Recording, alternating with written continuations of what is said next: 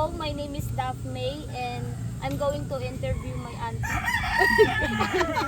So, si Auntie Mila po is maya po sira dito nga farm. So, let's start our interview. So, ano na po yung ngaran?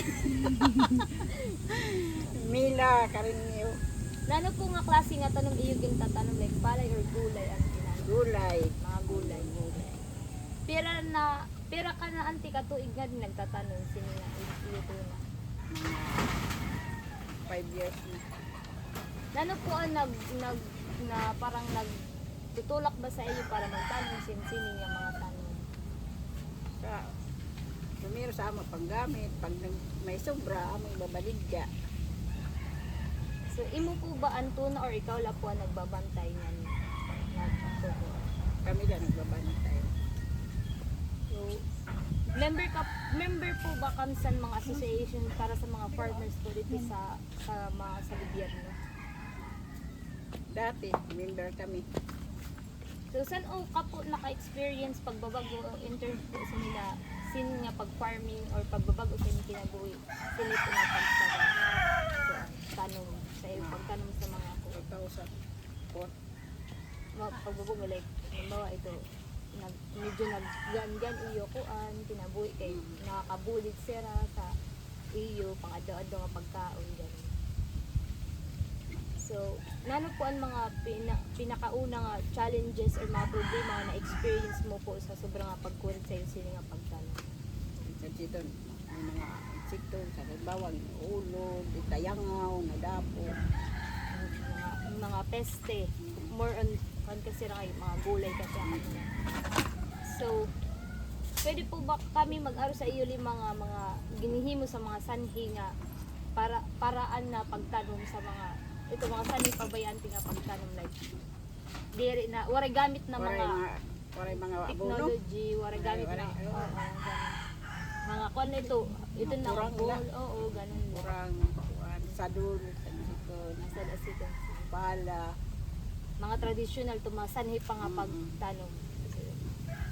So, nano pa ang condition sa iyo to na nga di? Like, kuan po siya or okay ba siya tanuman or diri? Okay siya tanaman pag summer, pero pag tag-uran diri di nahihimo ka mamatay sa ora kay binabaha kami didi. Sa tubig po didi is available po siya bugos nga bulan or mayaon na siya times nga kuan liwat siya didi. Yaw na times pag tag-uran pag tag-uraw. Mawala siya na may tubig didi. So nano po nga panahon nakakaraot or nakakaapekto sintuda sa imo mga tanom? Sa dito nga, uran sudang kay ginuulod sito ng mga tanom kay nanglan sito may iniisprihan. So, mayaon po mga natural na mga problema para sa mga yun na yung mayaon mga natural na problema sila sugad na san baha, san peste, san bagyo. So, mo ito ang pinaka major nga problem nga na ginfi-face nila sini nga era farm. So, hasta po ba yan na ang mga traditional like mga sanhi nga pamaagi sa pagtanom or mga sanhi na paniniwala sa pagtanom is insusunod lagi hapon? Oo, susunod. Iyo po ba komunidad is na-influensyan po ba kam or na-influensyan po ba kam kung paano magtanong like halimbawa may gamit na sila buan, mga machine, ganon. Pamiwara kay Waray. di man Oh, asyado traditional dili. lagi hapon. Traditional lagi hapon kay di man ini kada kuan nga kuan. So iyo po ba Yes. komunidad iyo po ba pamilya or kapitbahay is nabulig po sa yung pagtanungan pag-harvest? Diri kami lang. Kamula talaga nga Kami pamilya. lang. So, all to the times. So, diin man po kam nakuha kapital sa iyong mga gigagamit pagtanong like ito na ante ng mga tools or mga fertilizer, Amo la sa iyo na sarili. Nag-hire po ba ka mga nagtatrabaho or ikala po miss or kamula po talaga? kami lang. So, diin po nga paano po niyo inbabalikan iyong mga in-harvest na mga tanom or Dili sa Dili sa barangay, mga dano sa barangay. merkado kung damo ang na-harvest.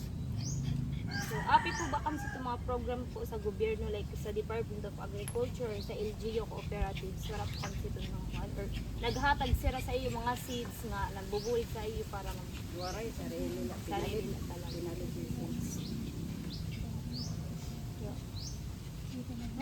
nanuman po nga support or bulig waray ngayon sira. So wala sira nakuha ng mga kuan kay parang sarili nila niya. Kanara mismo kapital ira ging gagamit. Wala sira gin babasihan or wala sira ging kukanan sa gobyerno. So that's all. Thank you.